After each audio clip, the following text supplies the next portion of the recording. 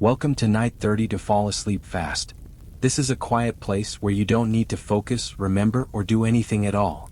You can simply listen or let the sound fade gently into the background. If it feels right, you can softly like this video now or leave a calm comment sharing where you're listening from and what time it is. There's no need to rush. Everything here moves slowly. Tonight, we explore how Renaissance architects designed the perfect quiet room. A calm and unhurried story from the past, told gently, without urgency and without expectation. You don't need to stay awake for it. You don't need to follow every detail. If you were here last night, welcome back. And if this is your first night, you can begin right here, exactly as you are. A new night will be waiting for you again tomorrow. But for now, allow your breathing to slow, your thoughts to drift, and let this story quietly carry you toward rest. As evening settled over the Renaissance city, the warmth of the day slowly withdrew from the stone walls that had held the sun since morning began to release it in faint, lingering breaths.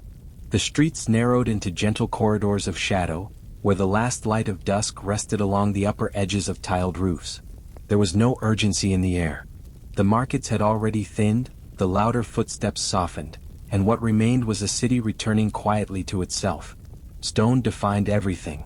It formed the facades of tall houses, the arches that connected one building to another, the shallow steps worn smooth by centuries of passing feet. The texture of it was not uniform.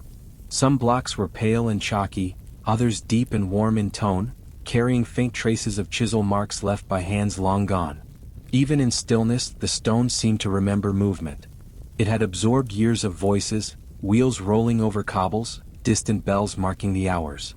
Yet now, as night approached, those echoes diminished into something almost tender. The streets curved gently rather than running straight. This was a city shaped over generations, responding to terrain and custom rather than rigid design. Corners revealed small courtyards, well sheltered beneath modest canopies, and narrow passageways that seemed to fold inward. Each turn reduced the sense of scale. Broad plazas gave way to intimate lanes, where the sound of a single step might linger just a moment longer before dissolving. Above, windows remained partially open to invite in the cooler air. Wooden shutters, hinged and slightly uneven, rested against plastered walls painted in muted earth tones. Some walls carried faded frescoes, their pigments softened by time. Others were left plain, allowing light and shadow to move freely across their surfaces. As the sun lowered beyond the horizon, the color drained gradually from the sky, leaving behind a dim blue that deepened with patience rather than haste. There was a rhythm to the city's architecture. Repetition of arches, measured spacing between columns, the steady rise of towers, each element contributed to a quiet order. Even where ornament appeared, it did not overwhelm. Carved details were deliberate but restrained, positioned where the eye might discover them rather than be forced toward them. In this way, the city offered both presence and retreat. It could be grand from a distance, yet gentle when approached closely. Sound behaved differently here than in open countryside. It did not travel far without interruption.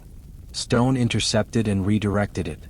A cartwheel turning over cobblestones produced a brief murmur before being absorbed by surrounding walls.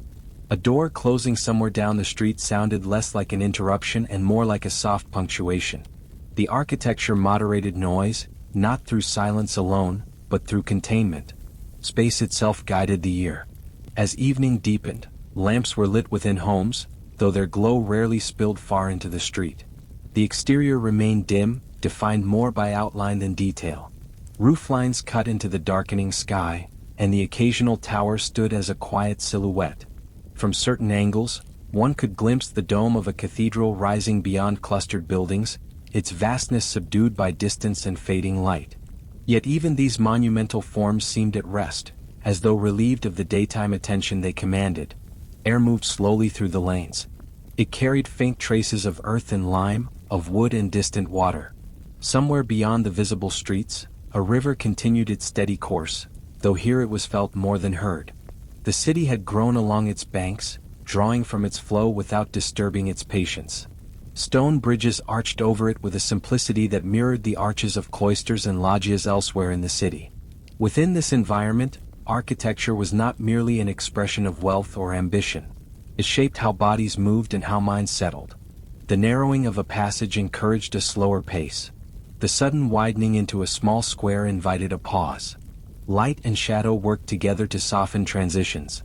Even the placement of a window slightly recessed within a thick wall created a moment of depth, a small refuge between exterior and interior. As night approached fully, the sky shifted from blue to indigo. Stars appeared one by one, faint at first against the lingering glow. The stone, now cooled, reflected only the gentlest sheen of moonlight. The city's surfaces became less distinct, merging into a continuous texture of shadow and suggestion. Details that had been visible in daylight receded, leaving behind broader forms. There was a sense that the city exhaled at this hour. Without the brightness of day, it seemed less concerned with display. The tall facades no longer competed for attention.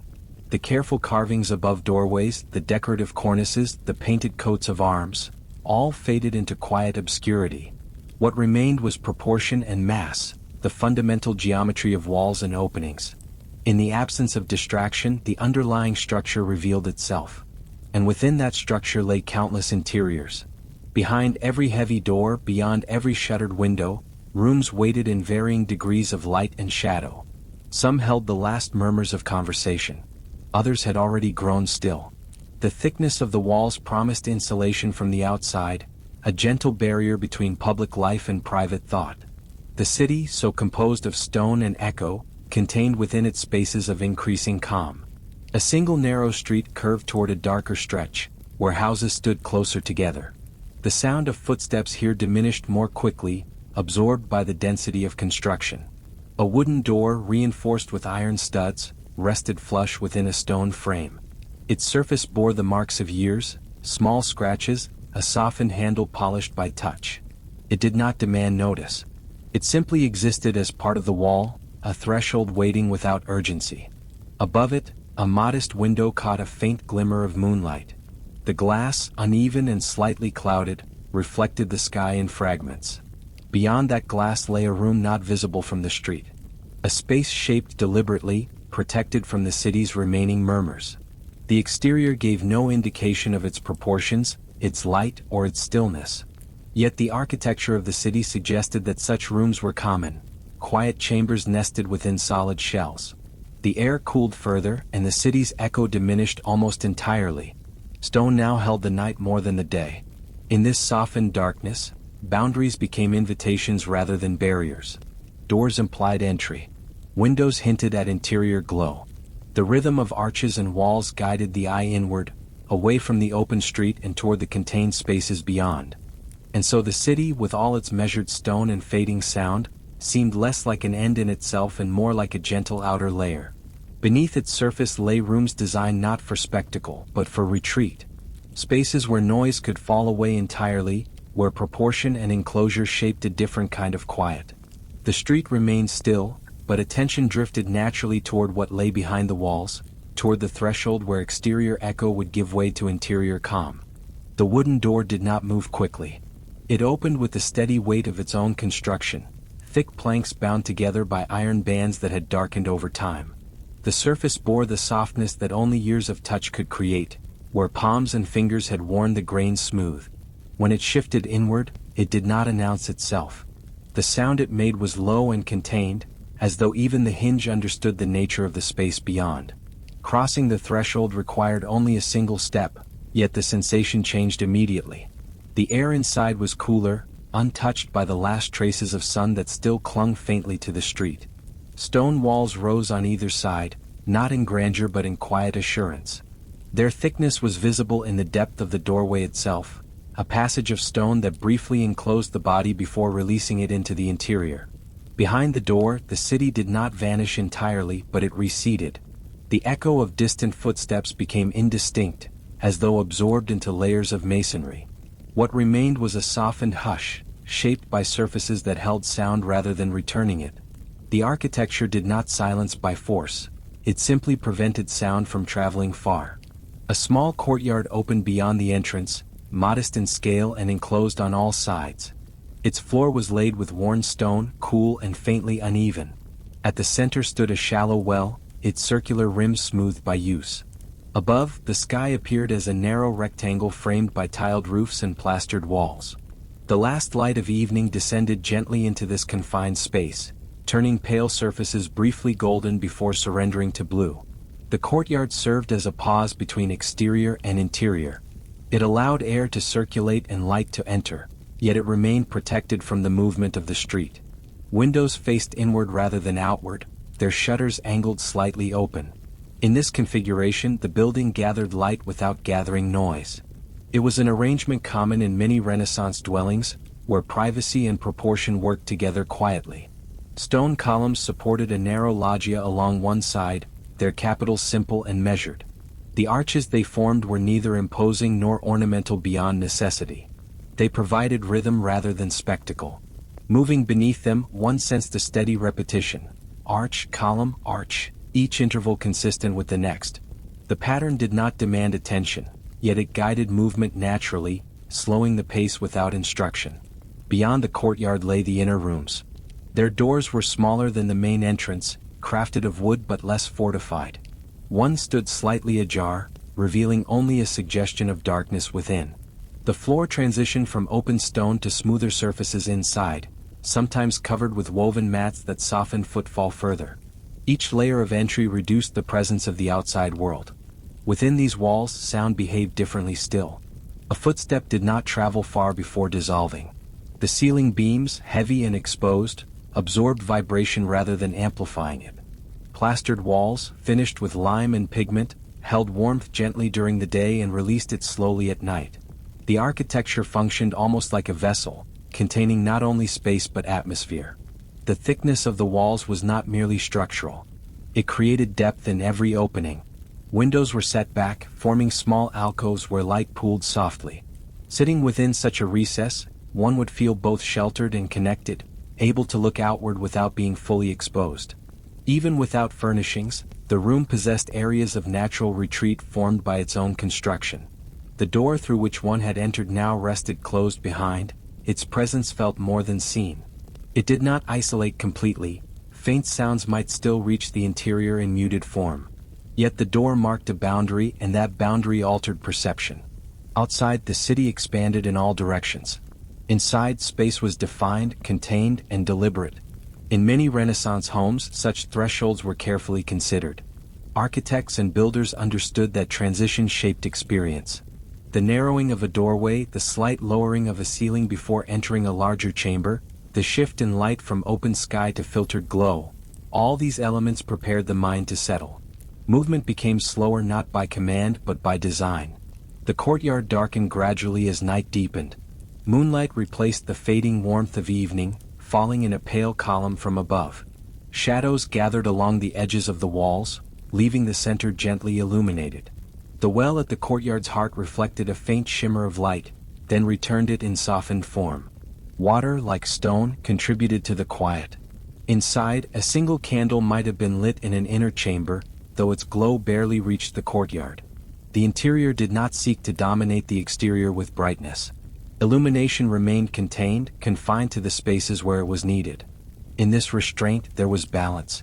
The walls bore no excessive decoration here. Ornament, when present, remained subtle, perhaps a simple painted border near the ceiling or a modest relief carved above a doorway. These details did not compete with the architecture itself. Instead, they followed its lines, reinforcing proportion rather than interrupting it. Passing from the courtyard into the main room required another step across a threshold slightly raised. This small elevation encouraged awareness of movement. The body adjusted, lifted, and then settled again. Within the chamber, the ceiling rose to a measured height, neither vast nor oppressive. It allowed air to circulate while maintaining a sense of enclosure. The floor was laid in terracotta tiles, their color muted in the low light. Each tile varied slightly in tone, creating a subtle pattern without deliberate design. Along the walls, niches had been formed within the thickness of the masonry. These recesses provided space for objects without crowding the room. Even emptiness had been anticipated in the construction. As the door closed fully and the sounds of the street diminished further, the room seemed to draw inward. It was not smaller than the courtyard, yet it felt more contained. The walls defined clear boundaries. The ceiling beams ran in straight lines, guiding the eye from one side to the other. Light entered through a window set deep into the wall, its shape symmetrical and restrained. Here the idea of retreat became tangible. Not in the sense of escape but in the simple act of being sheltered. The architecture did not overwhelm the senses. It reduced them gently, limiting distraction. With each layer of entry, from street to doorway, from doorway to courtyard, from courtyard to chamber, the world grew quieter. The wooden door at the entrance remained part of this system, though now distant. Its solidity allowed the interior to exist as its own environment. The transition had been gradual, almost imperceptible, yet complete. Outside, the city of stone and echo continued its slow rhythm beneath the night sky. Inside, the stone held silence more firmly. Within this room, one could begin to notice its shape more clearly. The distance between opposite walls, the height of the ceiling in relation to its width, the placement of the window at a precise midpoint, these were not accidental. Even without conscious awareness, the proportions influenced how the space was felt.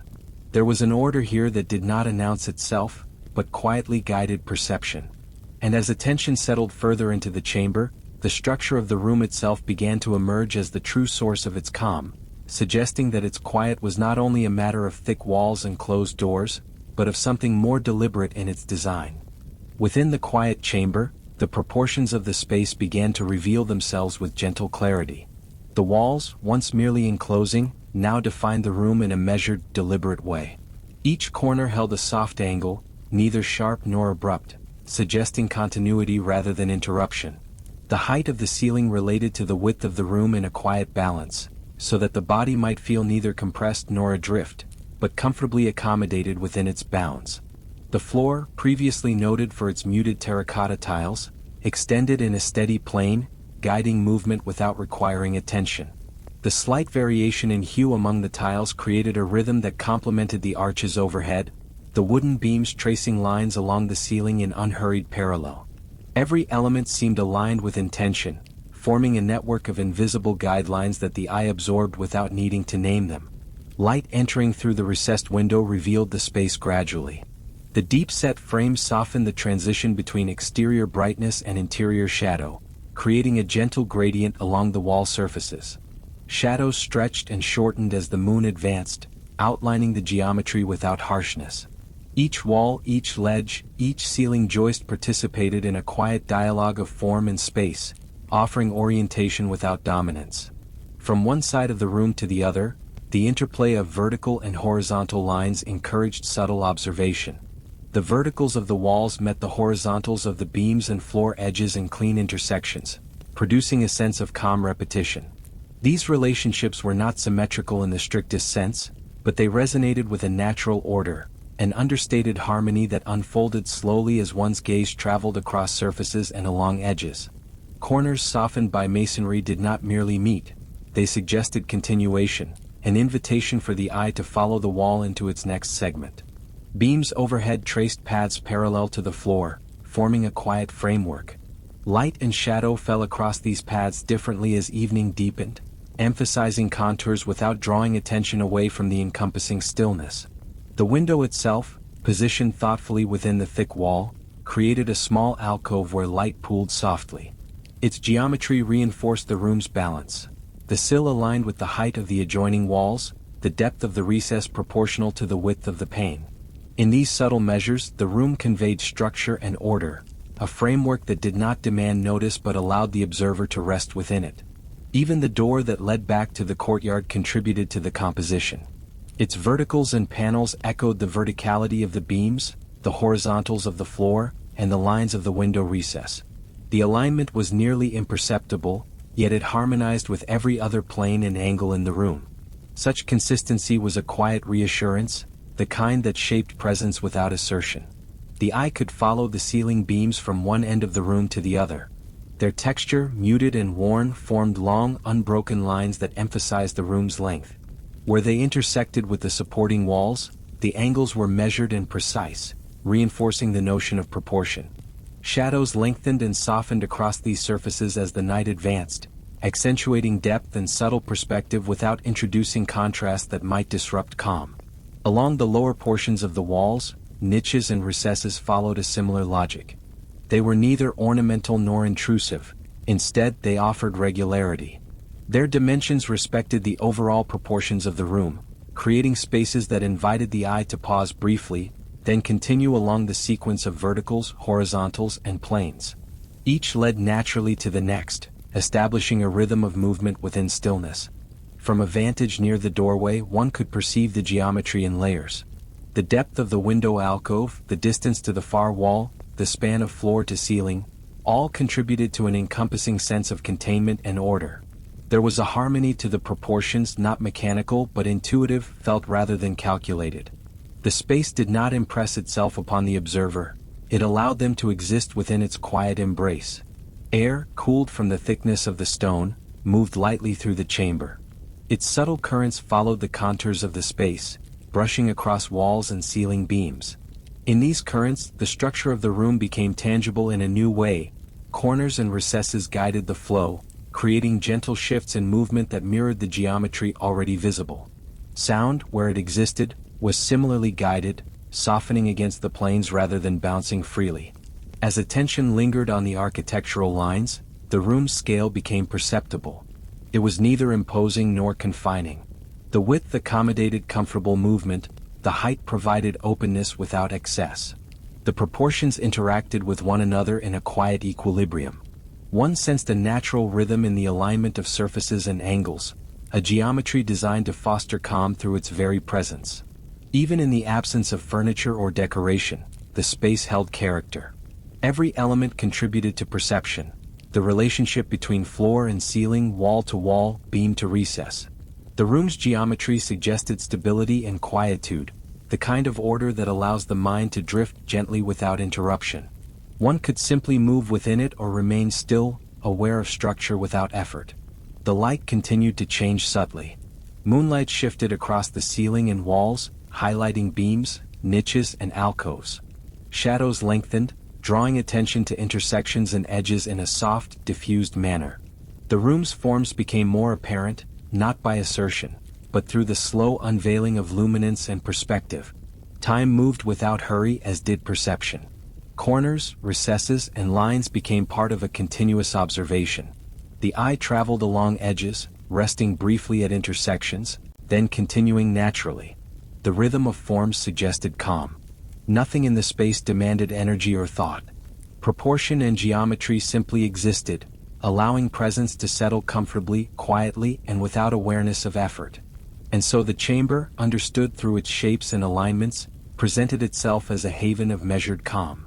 Its quiet geometry shaped perception, preparing the mind for gentle awareness.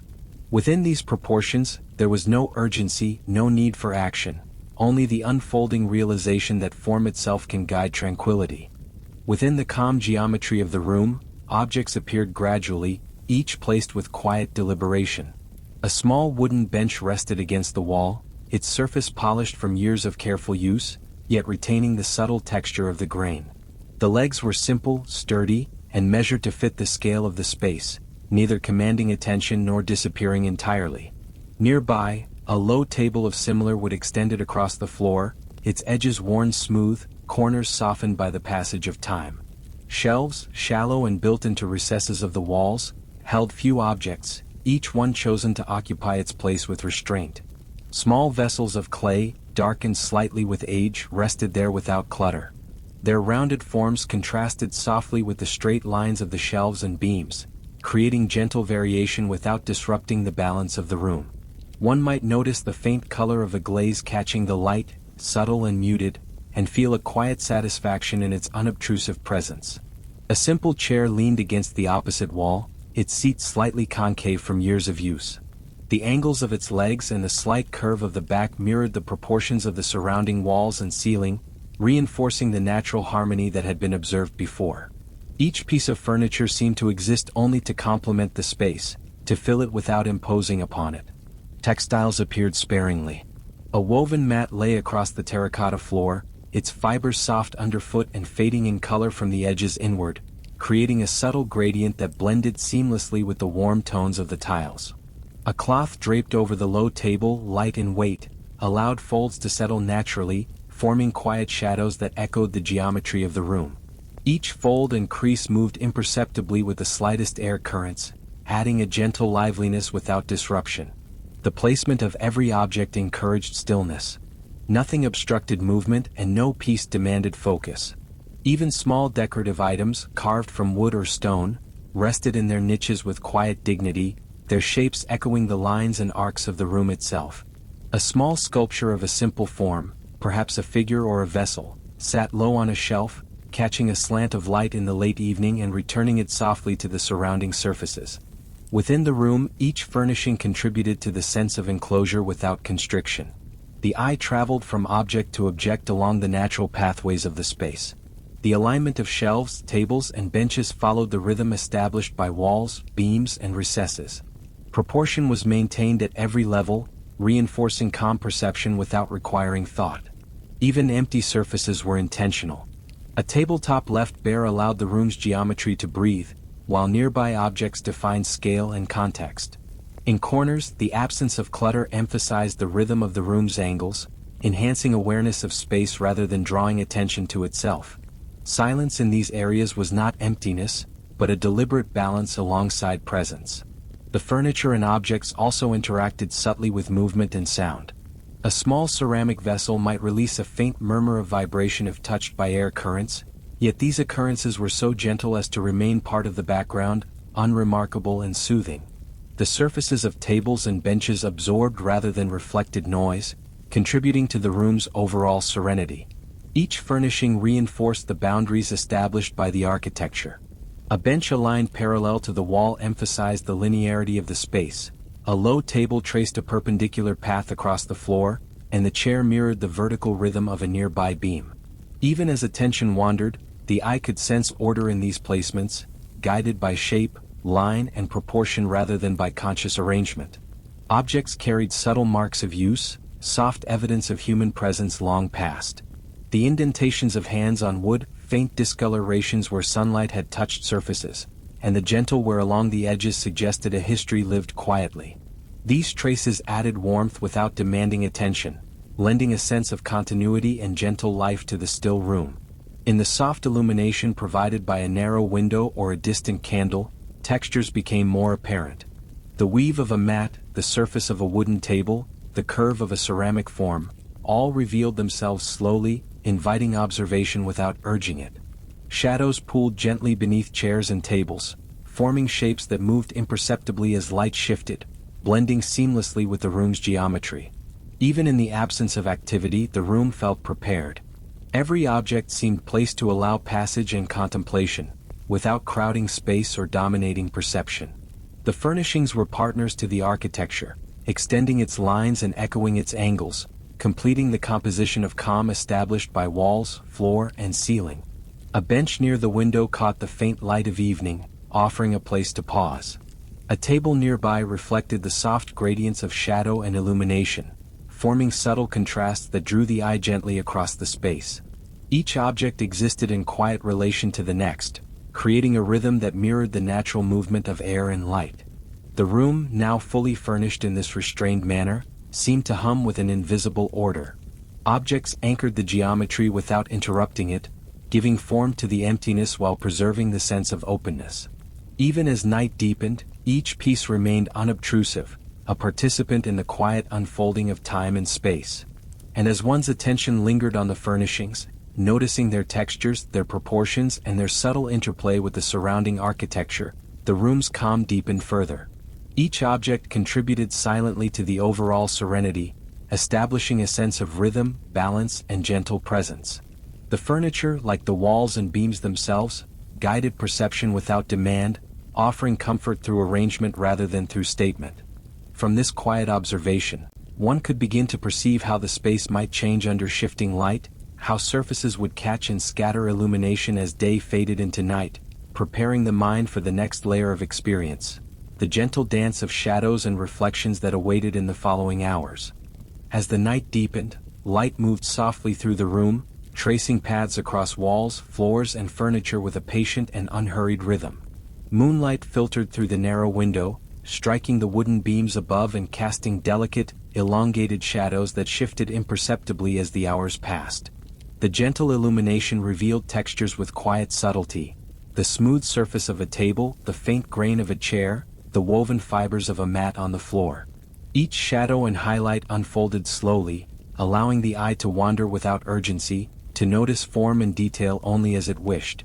The interplay of brightness and dimness was never abrupt. Light gathered in alcoves and recesses, softening the edges of objects and walls. It touched the surfaces of ceramic vessels on the shelves, making their curves seem more tender, more present, without drawing attention or commanding observation. Where the wooden floor met the walls, faint gradients of shadow emphasized the gentle horizontals and verticals, echoing the geometry of the room while remaining unassertive. Through the high-set window, the silvery glow of the moon moved across the room in a gradual, almost imperceptible arc. Each beam played differently upon the angled ceiling beams, resting in pockets and recesses before slowly sliding along, extending shadows and shaping the room anew. The eye could trace these movements with a languid ease, appreciating the subtle variations in tone and depth, noticing how corners softened, how the space expanded and contracted in quiet light. The surfaces of the furniture absorbed the light in soft moderation. A low table reflected a faint shimmer, its edges catching the glow only in brief whispers, while a chair nearby produced elongated shadows that flowed along the floor in parallel to the window light. Each object's presence was enhanced but never amplified. The room remained serene, a sanctuary shaped not by brilliance but by the calm modulation of illumination. Shadows played gently across the walls, forming shifting patterns that suggested motion without movement. In niches where vessels rested, darkness pooled like still water, contrasting lightly with areas touched by the pale moon. The subtle contrast allowed perception to rest easily, inviting quiet attention without alertness. Even the angles of the ceiling beams contributed to this dance, creating soft crosshatched shadows that emphasized the rhythm of the architecture. The room itself seemed to breathe with the passage of light. As moonlight migrated from one side to the other, surfaces previously hidden emerged into gentle visibility. The textures of wood, stone, and clay were revealed in understated relief, each detail offered gradually, as if waiting for a patient observer. Light did not demand notice, it merely existed, an unobtrusive companion to the calm of the space. Where the furniture met the floor, shadows pooled with subtle irregularity, softening the intersections and enhancing the sense of depth. A bench caught a thin strip of illumination along its seat, highlighting the curve of its worn surface.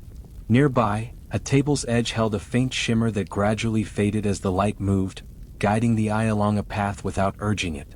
Each shadow, each glow, contributed to a quiet rhythm that pervaded the chamber. Even small objects participated in the interplay. A ceramic vessel reflected a muted gleam onto the floor, its round form scattered light delicately across the surface. The woven mat absorbed portions of the moonlight, softening its presence and creating a subtle gradient that extended toward the walls. The effect was cumulative, layers of illumination building slowly yet imperceptibly, never abrupt, never commanding. As time passed, the light shifted slightly, and shadows responded with equal gentleness.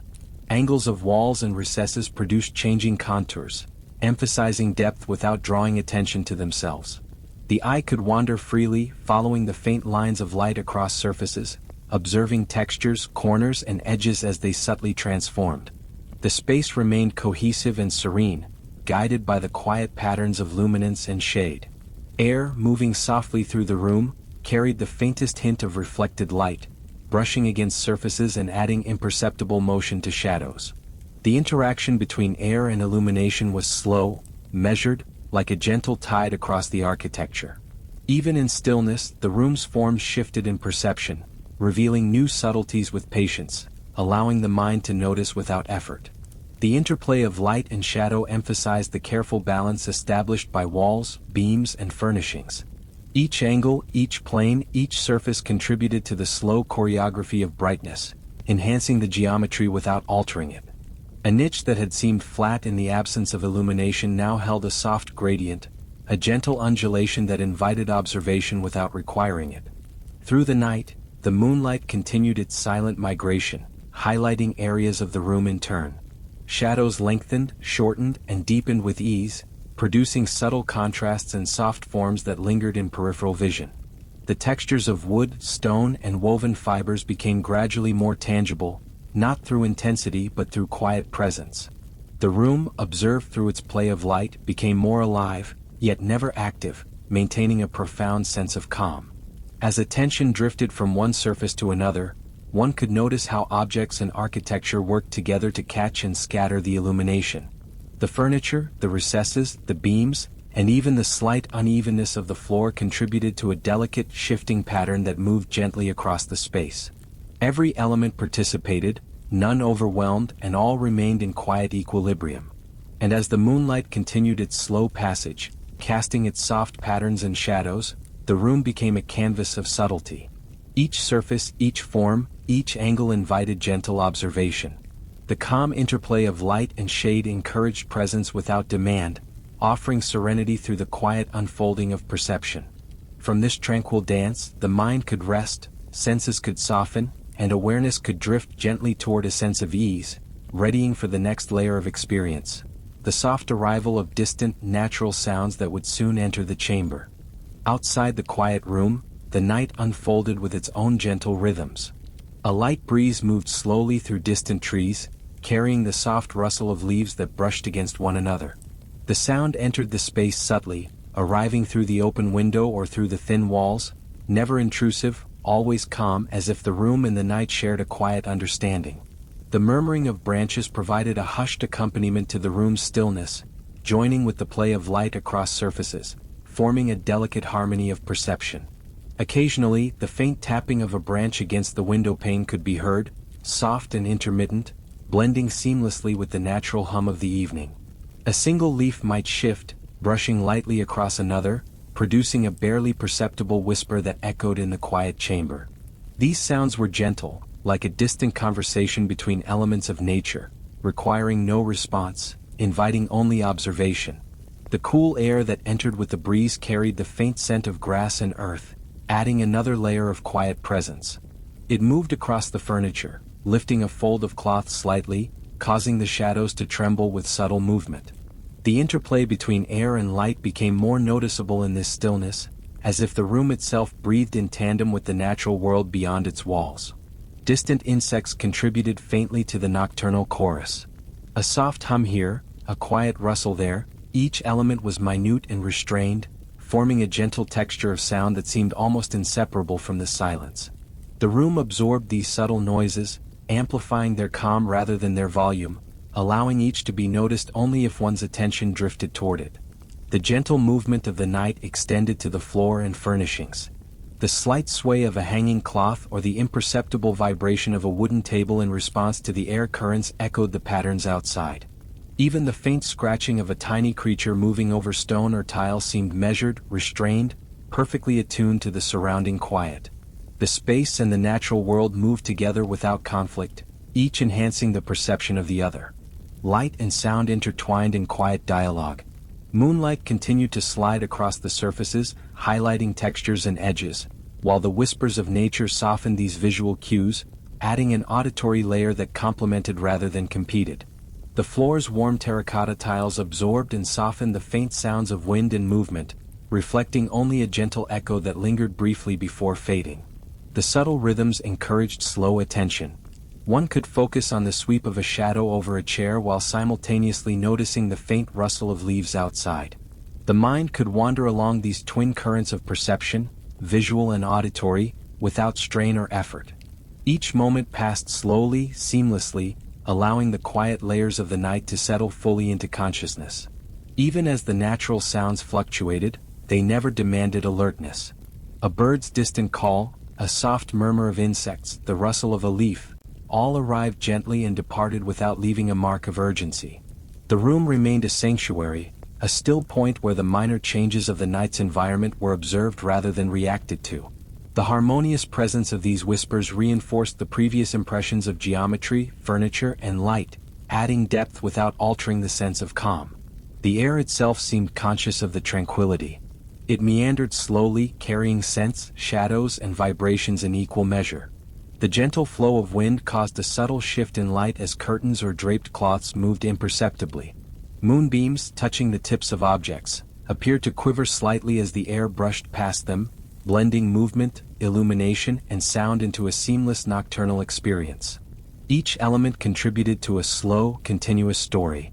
The room, once defined solely by walls, beams, and furniture, now breathed with an added layer of natural presence. Sounds, scents, and gentle motion merged with the established geometry and illumination, creating a cohesive, quiet environment in which the mind could settle entirely. And as the night deepened further, these whispers of nature continued without pause, threading through the stillness, connecting the interior and exterior in a shared rhythm. The subtle presence of movement and sound prepared the mind to notice color, texture, and material in a more profound way, inviting the next gentle layer of observation without interrupting the calm. Within the room, the soft illumination revealed a quiet spectrum of colors, each hue unfolding slowly across surfaces and furnishings. The walls, painted in muted tones of warm cream and gentle ochre, caught the moonlight in subtle gradients, their surfaces neither bright nor dull, but resting in a tranquil balance. The furniture, polished wood and softly worn fabrics, reflected these tones with understated variation. A bench deepened to honey under the silver light, a low table softened to muted sienna. Even the shadows contributed to this palette, carrying hints of lavender or pale gray, forming layers of gentle contrast without sharpness or intensity. The textures of each object invited calm observation. The woven fibers of a mat along the floor revealed faint ridges, soft against the bare foot, their patterns enhanced by the passing illumination. The smooth grain of wood appeared tactile under the dim moonlight, highlighting the subtle imperfections that time had left behind. Clay vessels on the shelves showed faint ridges and slight undulations in their forms, capturing a history of hands shaping them, yet presenting only quiet, unobtrusive evidence of human touch. Fabric draped across a table or chair contributed both to color and texture. Light linen, thin and delicate, allowed shadows to pass through, forming faint overlays on surfaces beneath. Its folds settled naturally, creating gentle undulations that shifted imperceptibly with the air currents. Each variation in the material's density and weave altered the perception of the room slightly, providing richness without demand. Even the floor held subtle visual interest. Terracotta tiles, warm and slightly uneven, absorbed light differently depending on their individual surface. Some patches appeared more faded, some more saturated, yet the overall impression remained calm and harmonious. Small irregularities, minor scratches, and faint discoloration served only to deepen the quiet presence of the space, reinforcing the sense of age and continuity. The eye could wander across these elements without effort. Each surface, whether wall, floor, or furniture, offered layers of perception, subtle shifts in color and texture that invited attention yet never insisted upon it. The space encouraged slow noticing, a meditative engagement in which observation itself was gentle and unhurried. Even the smallest objects contributed to the room's tactile and chromatic story. A tiny vessel, earthen in tone, reflected a whisper of moonlight that danced across the nearby wall. A wooden box, worn smooth along its edges, appeared slightly darker than the surrounding surfaces, its modest contrast blending seamlessly with the overall palette. These details, small and unassuming, built a cohesive impression of calm, enriching the perception of the room without disrupting it. Color and texture intertwined with light and shadow in delicate interaction. The gentle movement of air caused soft fabrics to sway, altering the way light played across surfaces and how shadows fell. The textures became more apparent in the changing illumination, revealing the subtle contrasts of smooth and rough, polished and worn, soft and firm. This slow interplay created depth and variety without any need for intensity, maintaining the very low emotional cadence of the night. Corners of the room held muted surprises. Where walls met the floor, faint variations in tone suggested shadow and depth. Where ceiling beams intersected, subtle gradients revealed slight differences in surface. The eye, free to wander, could follow these minor transitions and feel a gentle rhythm, a natural flow from one space to the next. The room became a quiet mosaic of soft hues and tactile surfaces, each element complementing the others in a serene pattern. The sensory experience extended beyond vision. Textures implied softness, firmness, and temperature, contributing to the quiet comfort of the space. A bench's smooth wood suggested support and grounding, while the coolness of tiles beneath the woven mat suggested steadiness and calm. Even the slight roughness of clay or stone offered gentle, mindful engagement for the senses, encouraging awareness without effort. Subtle contrasts created points of quiet attention. A lighter strip of wall, illuminated by moonlight, might catch the eye momentarily, only to recede as the light shifted. A darker patch of floor or shadowed niche provided gentle grounding, balancing the visual composition. The room moved seamlessly between these soft contrasts, offering gentle variation that neither startled nor demanded notice. Patterns in fabrics and wood grain were revealed in increments, layer by layer. A table's surface, marked by years of subtle use, displayed faint lines that traced the hands that had touched it long ago. A cloth folded over the edge of a chair formed natural waves, creating texture that responded delicately to air and light. These quiet interactions formed a continuous narrative of subtle perception, allowing the observer to remain fully immersed without strain. Together, the hues and textures, light and shadow, created a complete, serene environment. Each element reinforced the other, deepening the sense of calm established by the architecture, furnishings, and natural sounds. The room existed as a singular, harmonious space, a slowly unfolding composition of color, form, and surface, inviting the mind to rest and wander without effort. From this soft tapestry of hue and material, the attention could naturally drift toward the next layer of experience. The calm surfaces, subtle shadows, and gentle textures prepared the senses for observation of delicate details, minute patterns, faint reflections, and the lingering sense of movement in the room that would be explored in the following chapter. In the stillness of the room, the eye could linger upon the smallest details, each contributing to a subtle tapestry of calm. Along the edges of a wooden shelf, faint grooves traced the hands of time, small ridges and depressions formed by years of use, unnoticed yet quietly present. The corners of a clay vessel held gentle indentations where the potter's fingers had pressed and shaped, each one soft and irregular, revealing a history that whispered rather than spoke. These details existed without urgency, offering observation only to those who allowed their gaze to wander slowly, unhurried and patient. A woven mat on the floor displayed its own quiet intricacies. Threads of varying thickness formed gentle patterns, irregular yet harmonious, their colors shifting under the moonlight in faint, almost imperceptible gradients. The spaces between threads caught the light differently, producing subtle shadows that moved slightly with the passage of air, as if breathing quietly alongside the room. Each knot and weave was a small story, revealed not by boldness, but by patient attention. Along the walls, small imperfections in the plaster became gentle markers of age. Tiny fissures traced soft lines across the surface, and slight variations in pigment created a delicate mosaic of shade and tone. These irregularities were neither abrupt nor distracting. Instead, they provided texture to the walls, an invitation to notice without effort. The corners where ceiling beams met plaster caught slivers of moonlight, highlighting their edges softly and guiding the eye along quiet pathways across the room. A chair near the window revealed subtle details in its construction. The smooth wear of its arms contrasted with the faintly textured seat, the marks of repeated use forming gentle undulations. Shadows pooled in the small spaces between spindles, softening their forms, while the moonlight created faint highlights along edges. Each element was small, understated, yet together they enriched the room with layers of calm, encouraging slow, lingering observation. Even a small pile of books on a low shelf offered quiet fascination. The leather covers displayed gentle creases and the faint imprint of titles, the pages slightly warped from past handling. The faint smell of aged paper seemed almost present in the quiet air, subtle and unobtrusive. Light touched their surfaces in uneven ways, reflecting softly off the worn leather, creating gentle contrasts without demanding attention. The room's door provided another study in detail. Its surface was not uniform. Slight dents, subtle variations in varnish, and the faint grain of the wood offered texture for the eye to follow.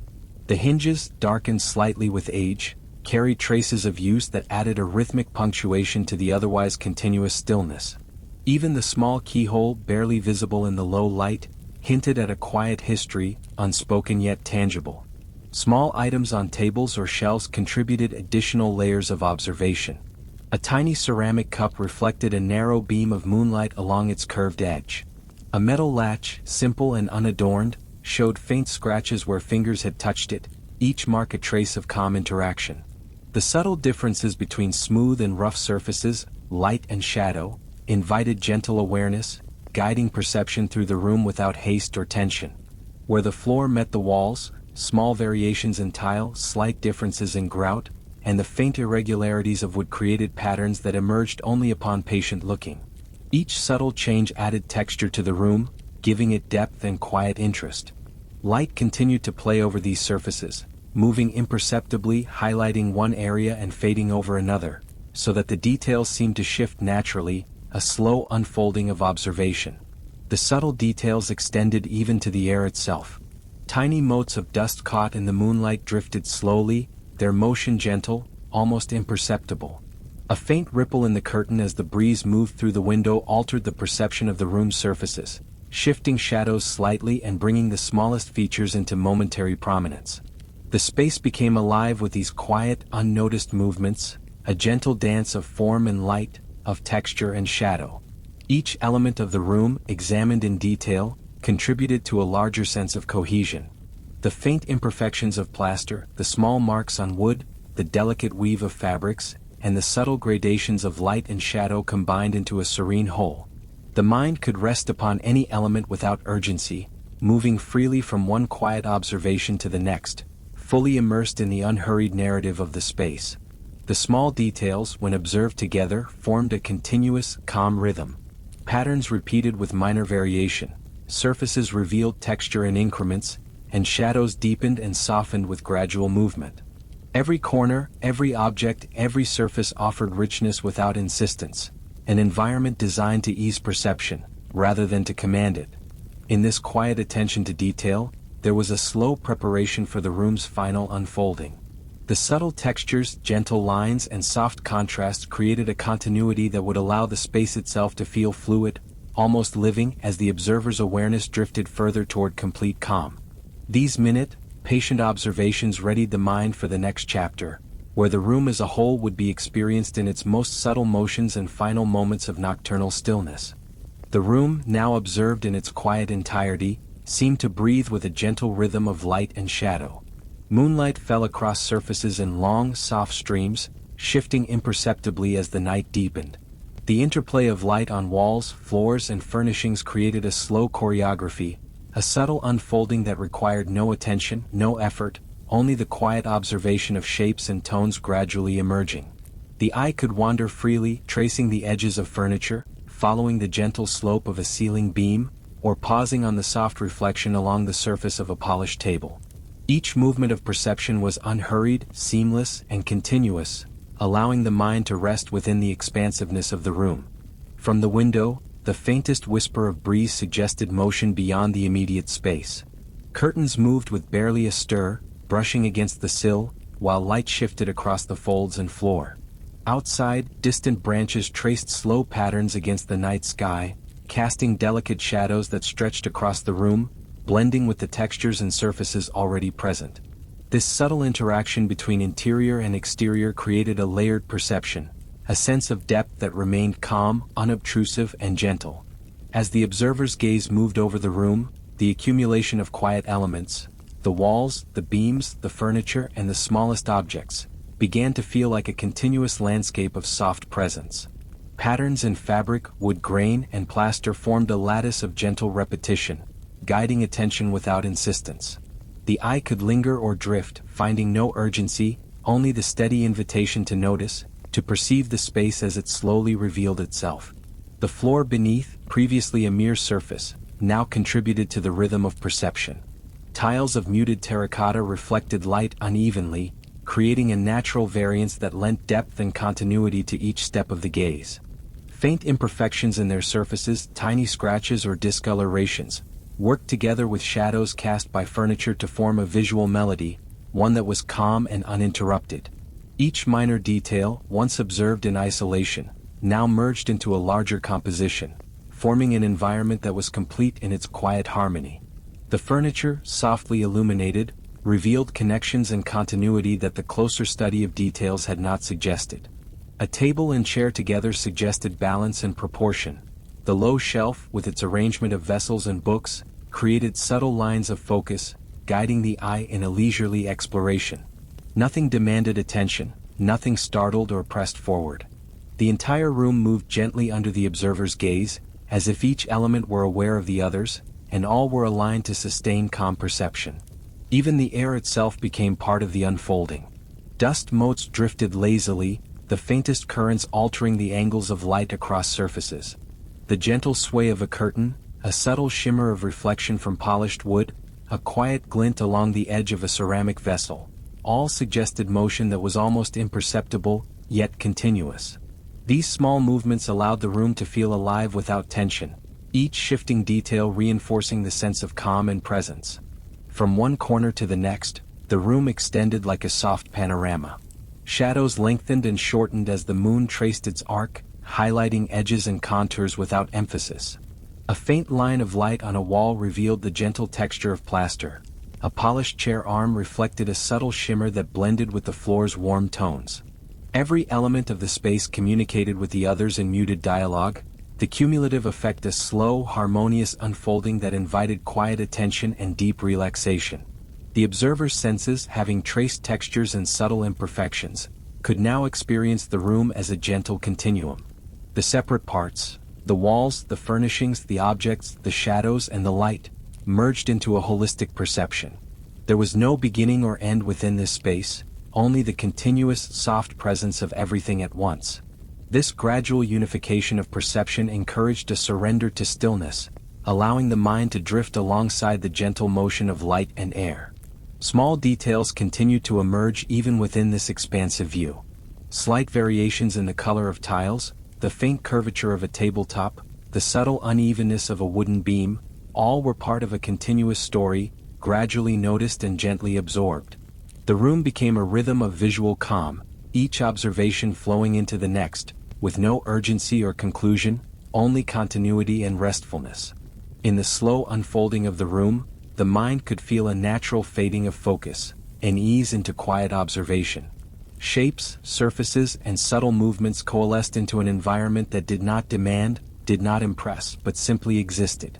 The observer could let awareness float through this serene composition, finding comfort in the completeness and harmony of the space, readying the senses for the final dissolution into stillness that the night would bring. The room's calm unity, slowly revealed through this gentle exploration, prepared the way for the final chapter of quietness. The senses, guided through textures, colors, patterns, and light, now rested in the gentle rhythm of the space as a whole. The mind, accustomed to patient observation, could soften entirely, anticipating the gradual fade of attention and awareness that would carry it toward a deep, undisturbed rest. The room, once gently unfolding in its quiet complexity, now seemed to retreat softly into itself. Shadows lengthened and merged with one another, fading along the edges of walls and furniture, until the distinctions between surfaces became almost imperceptible. Light, once tracing patterns across floors and beams, grew more diffuse, its gentle presence softening into a uniform wash that dulled the eye's focus. Each object, each texture, each subtle variation that had invited attention now dissolved slowly into the background, as if the room itself were drawing a deep, unhurried breath and releasing the tension of observation. The air, still and calm, carried no movement except for the faintest whisper of unseen currents, enough to sway the curtains just barely, reminding the senses of the quiet life that continued beyond awareness. Dust motes drifted in this softened light, floating in slow arcs, moving almost like memory through the space, lingering briefly before disappearing entirely. The surfaces of tables, chairs, shelves, and floors seemed to shimmer with a gentle dimming, a slow retreat of the patterns and details that had once captured attention. It was a quiet transformation, imperceptible in its pace, allowing the mind to follow without effort or intention. The subtle harmony of the room, accumulated from careful observation of details, colors, textures, and light, now seemed to fold inward. The walls, once a canvas of gentle imperfection, became a single soft plane of quiet, their edges softened and blended with shadow. Furniture lost its distinct outline, its presence suggested rather than asserted, and the objects upon shelves became muted forms, their surfaces merging with the surrounding stillness. The entire space felt suspended in a slow, unbroken tranquility, offering a seamless transition from observation to complete calm. Even the sounds, which had been minimal and background, seemed to diminish further. The faint rustle of fabric, the subtle creak of wood, the almost imperceptible sighs of air in corners, all softened, each noise merging with the broader quiet until awareness of them became optional, barely perceptible, as if the room itself had absorbed all movement and sound into a calm continuum. The listener's senses, guided through hours of gentle observation, could now rest entirely, the mind following the room's fading rhythm into a state of stillness. The eye, if it lingered, could trace the final movements of light across surfaces. Moonlight, now softened and nearly uniform, touched only the broadest planes of wall and floor, fading imperceptibly as the night progressed. Shadows had blended completely, and edges of objects were suggestions rather than forms. The subtle interplay of texture and reflection, once distinct, now existed only in memory, leaving the room as a serene, unified presence in which no detail demanded attention. As the fading continued, the observer might notice how the room's contours themselves seemed to expand and contract with the flow of calm, a gentle rhythm almost imperceptible, yet deeply reassuring. The boundaries between furniture, floor, and walls softened, so that even the mind's awareness of separate surfaces could ease into a single perception of quiet. Each element became part of a gentle, cohesive stillness, and the space, once explored in patient attention, now invited the observer to dissolve into it, to release focus entirely, and to drift with the slowly moving night. The fading was gradual, a quiet descent rather than an abrupt ending. The patterns in light and shadow, the textures of wood and plaster, the soft gradations of color, all receded with time as if tucking themselves into memory, leaving only the sense of presence without definition. The mind, following the room's gentle withdrawal, could settle in its own rhythm, breathing slowly, thoughts dissipating as effortlessly as the light diminished. There was no urgency, no movement demanding notice, only the continuous, unbroken quiet, carrying awareness gently toward rest. Even the smallest details, once the focus of patient attention, the subtle crease in a fabric, the tiny groove in wood, the faint variation in plaster, now existed only in suggestion. They became a backdrop to the larger, more encompassing stillness of the room, hints of presence that required no examination. The room itself, complete yet dissolving, provided a sanctuary of perception that the mind could occupy without effort, as the senses allowed themselves to drift in a space that had gradually become entirely calm. With each moment, the boundaries between observation and relaxation blurred further. The room, once full of shapes and textures to notice, now existed more as a gentle atmosphere than a series of objects. The mind could rest without following, could drift without awareness, as the environment quietly held space for ease and stillness. The slow fade of forms, textures, and light invited the observer into the final stage of calm, a seamless transition from attentive presence into restful release. The gentle fade continued, a soft and unbroken continuum, until even the awareness of the room itself became optional. Surfaces, shadows, and light no longer required recognition. They existed in a quiet harmony that the mind could feel rather than see. This slow, patient dissolving of perception allowed every sense to soften, thoughts to slow, and the awareness of self to merge effortlessly with the stillness of the space. And as the final moments of observation receded into calm, there remained only a pervasive quiet, a soft, uninterrupted silence that embraced the observer. The room, once explored in detail and then experienced as a whole, now existed as a gentle backdrop to restful presence. The senses, freed from focus, drifted easily, carried toward the edge of conscious thought, the quiet night unfolding into infinite calm. You don't need to keep listening anymore. The story can fade into the background now, becoming softer with every moment. If you're still awake, that's perfectly fine. There's no rush and nothing you need to remember. Just let your breathing slow down. Let your thoughts drift where they want to go. And allow the quiet of this night to settle around you. This story will remain here, gently playing while you rest. Tomorrow night, a new night will be waiting for you, and it's one you won't want to miss.